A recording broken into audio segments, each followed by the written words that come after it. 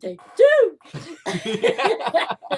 Well, you know, on Critical Role, they're always trying to get Matt to screw up. Oh yeah. By saying all these nasty things or funny things or whatever right before.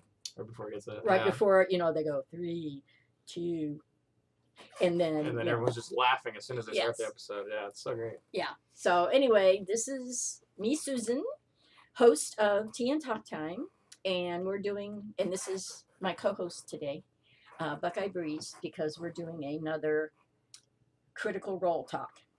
Critical Role talk. Critical Role talk. Was that okay? That wasn't scary. That wasn't as scary. No. It was like I think a good balance of not terrifying yet menacing. Okay. Because we didn't have the microphone plugged in, so we had to do this over again.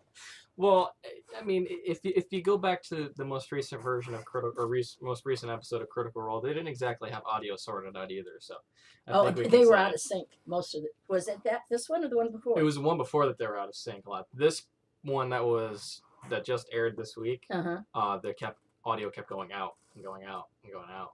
Yeah, it was during the intro. It was like 3 second intervals of it working. Then it's there, and then it's not. Yeah, it's like. It's pretty good. But the point is every good show has to have some problems. Are you saying this is a good show? Well, our last episode got a lot of feedback, which was fantastic. Yeah, almost 300 views. I was lucky to broach, 20. Breach. I've definitely never. I feel breach. I think breach. Yeah, breach is the right word. You said broach, and I thought of cockroach for some reason. You said it, not me. Don't ask me. Yeah, I don't know what you're talking about. So anyway, yes, we are talking about Critical Role because there are so many aspects to not only the people, but the characters they play. Mm-hmm. Critical Role is its own universe, to D&D as its own multi-complex universe, to role-playing games in general. And all the different facets and aspects, and there's really a lot to talk about. It really is. You can't just do a one shot. No, there's a large plethora of different things to speak of. One of my favorite words, plethora. Plethora. It's got such meaning. Really, plethora kind of explains the word plethora in itself. Yes, it does. Because plethora can be used for so many things, and that's what plethora means. Yes. So many things. My other favorite word is snarky. Plethora to snarky. Perfect. Snarky says it all. I mean, it's like, that's a good word. I think it's English. It is? I think. Oh. At least an English actress uses it a lot. Snarky. I can't think of her name. She was on Hot in Cleveland and... I can't remember the other one. Anyway, back to Critical Role. Yeah, that thing that we were talking about a bit ago. Yes, and one of the things that D&D specifically, and some RPGs in general, is the whole how you die thing. Yes, the process of accidentally killing your character. Yeah, and so from the beginning, you can't be 100% attached to your character because you're just going to, do some screwy things to your mindset.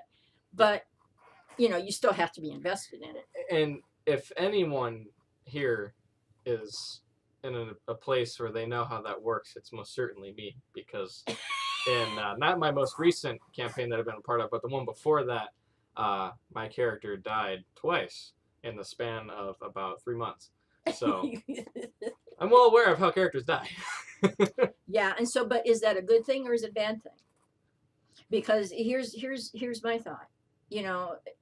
I appreciate, like in D&D, once you go below your hit points, you're unconscious.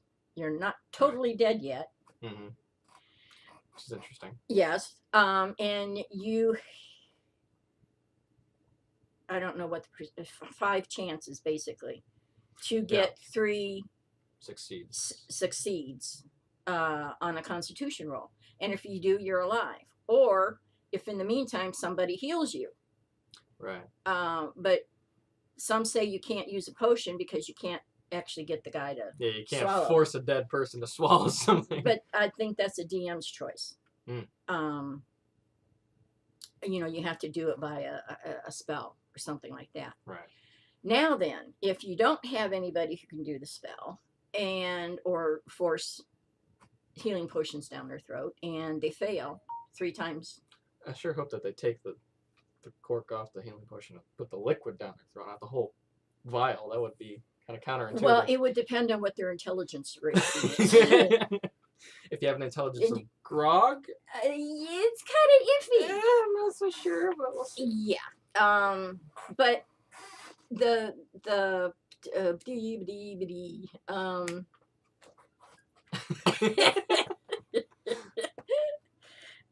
if you don't have those around, then the character dies. Right.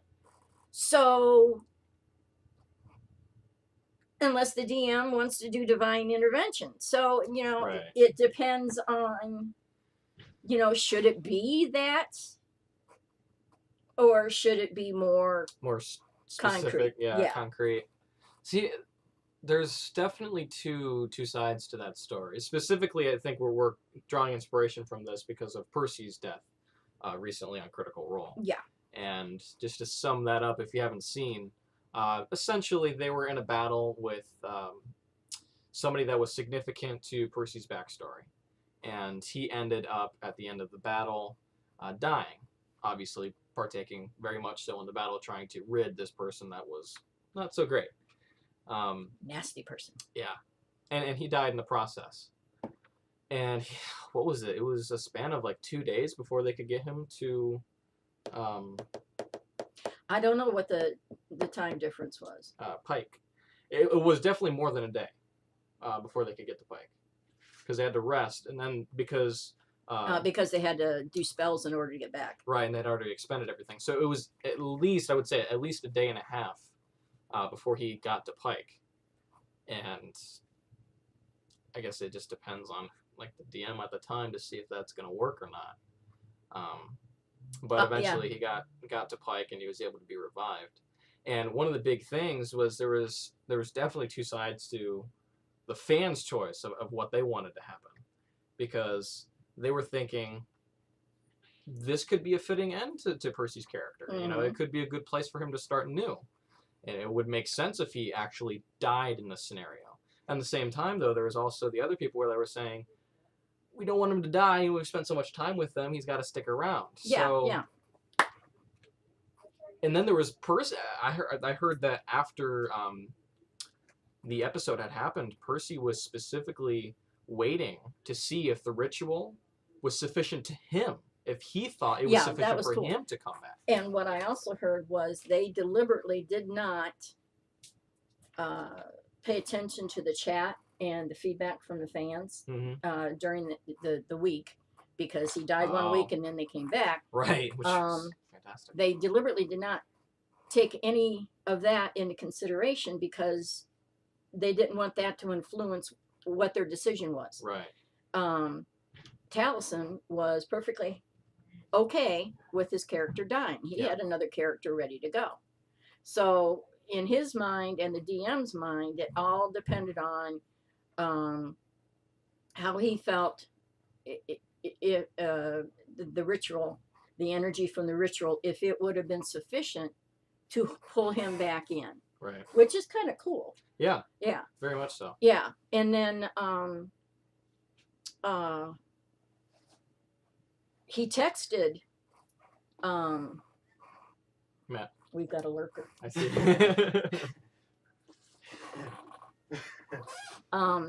He texted Matt to say, yes, this was enough. Right. Which I found that was quite interesting. Yeah, I think that's quite interesting too. And the element of him not being there. Him being at the studio, but not being on screen, on screen, on air throughout the entire process until his character did come back. Yeah. I think that created another element of suspense and really focused on what was really going to happen. Yeah, I agree. So I'm glad it's there, but you know, I'm glad it's an option, Mm-hmm. but there are, well, in every RPG game that I've heard of, one of the number one rules is the DM can fudge. Yeah. These rules are guidelines. You know, they're not set in stone, and it's up to the DM's discretion whether to enforce what is suggested Mm. or, you know, make leeway because this is pretty cool. I like the interaction. Let's keep this going. Right. So, as long as the person playing is willing at any time to say bye bye to your Right. character, Yeah. I think that's the main thing. Excuse me. Yeah, I definitely think the mindset of the player is also a big thing with it. Because for me personally, I love my characters and I'm definitely invested in my characters. But like I said before, my character died twice in the same campaign, so I have that sense of if it happens, it happens, and you know I'll just roll up another character. That's fine. Yep. Um, but then there are some characters, some people, some players that are excessively invested into their character and they don't want to be separated from that character. So yeah, I think it's really comes down to the DM. I mean, sometimes the people portion may affect what happens. Well, yeah, and this goes way back to when D&D was first on the market. Um, it got a bad name kind of off the bat because somebody was so invested in it and his character, he committed suicide. Now, you know, and kind of went off the deep end first. Then I don't remember the full story about it, but that's why D&D was hammered with negative press. This is back in the 60s, I believe. Oh wow. 60s or 70s. Goodness. Okay. And you know, that gentleman had a problem. And if it wouldn't have been D&D, it would have been something else that would have set him off. Mm. And that's what people have to realize. He had a screw loose is the only thing I can think. That's not a nice way to say it, but you know he had a deficiency. He had a potential for this that nobody saw until it was too late, and they blamed the game on it, not his mental health on it. Right. And so that's another reason to a DM, you know, maybe that's in the back of their mind. Well, he's getting too attached to this. Let's lighten it up. Let's make it better, or whatever, you know. But some people shouldn't play these types of games because they have a deficiency. Right. But then again, if they're not playing these games, they'll be doing something else that's going to set them off. Yeah. And so it's one of it's not really sword. Doesn't matter. Yeah. No, Yeah. Don't blame the game. Blame the person. Because it's the person's choice. It's like, don't blame the gun, blame the person holding the gun. Exactly, yeah. Gum. Behind the gum. Yes. Blame the person holding the gun. Yes. You know, they're the ones that are killing people, not the gun. Think of it this way: if you're eating something with a fork, say you're eating spaghetti, and you accidentally stab your mouth, do you blame the fork or do you blame the hand that's holding onto the fork? Depending on who you are, I guess. Damn fork. Yeah, no, that's a perfect example. I mean, you know, and it's true with anything. People don't want to take responsibility. Exactly. There's consequences to your actions, and people, you know, they're well, that's not my fault. Well, then get your foot out of my mouth, okay? You know, don't ask me. I have no idea. It's been a rough day, okay? But yeah, there are consequences to your actions, and you have to be ready to take those consequences. And you know, people forget that. And putting that into D&D terms, I mean, if you're the one that did something dumb to cause your character to die, I mean, we have experience with that. A young one that was playing with us that was persistent on doing something, and it caused his character to die. if you do something like that, then I mean, That's don't what it expect anyone is. to feel sorry for you and go out of their way to get your character back. Especially when everyone at the table is going, "Don't do that. Don't do that. That's a bad idea. Don't do that." And he kind of went ahead and did it anyway. And it's like, Well, gotta learn somehow. yep, yep. And he's young and learning the ropes, the schematics, the mechanisms. What's the word I'm looking for? Stuff. Yeah, learning the stuff about the game. That works. When in doubt, stuff out. Yeah. We should get T-shirts. There you go. Available next week. When in doubt, stuff out. So that's part of learning the game is what's all right. This is a make believe world, and you're pretending you're somebody you're not. But there's still, if you jump off a 40-foot cliff, odds are you're going to kill yourself. Some laws still apply, a little bit of that. We're not all superhuman, although we act like we're, superhuman. Like that, yeah. What I like about role-playing games is I get to right wrongs.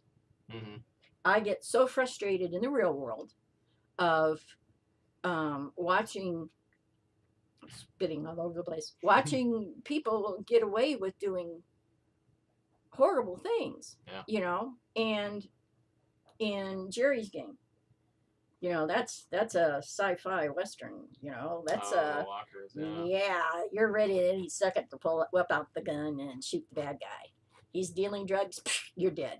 There's no, to me, when I play it. And it's the same way with all the other characters is, I'm here to save somebody. I'm here to protect somebody. I'm here to retrieve an article that was stolen or, whatever, and that's what I like about the game world is here I can kill people and not go to jail. I don't have to suffer the consequences in real life, so I can vent.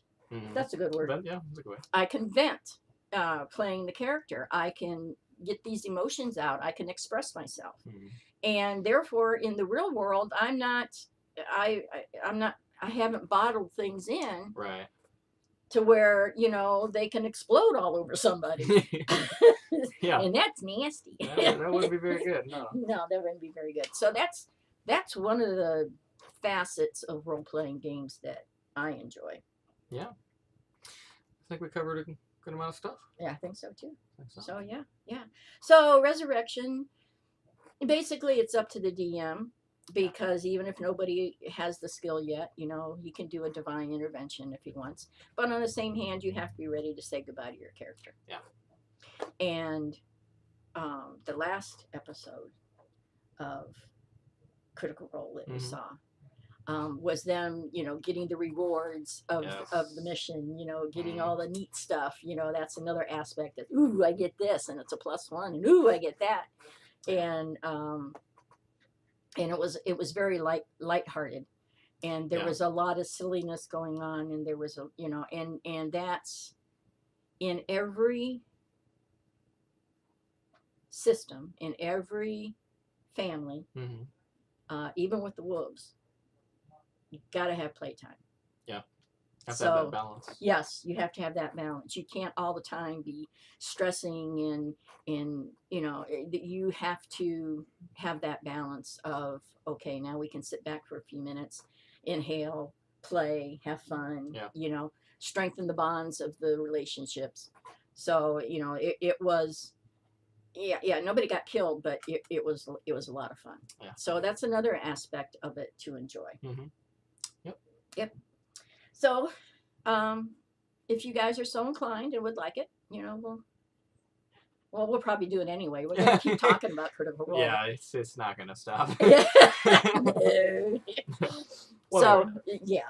So, thank you for stopping by. Thank you for participating in the Critical Role world, because it is fun, and we like Critical Role because they are just so talented. Really good. They're the prime example. Yeah. Best night of my week. Yeah. Definitely look forward to Thursdays. Yep. So, is it Thursday yet? Is it Thursday yet? Not yet. Not yet. No.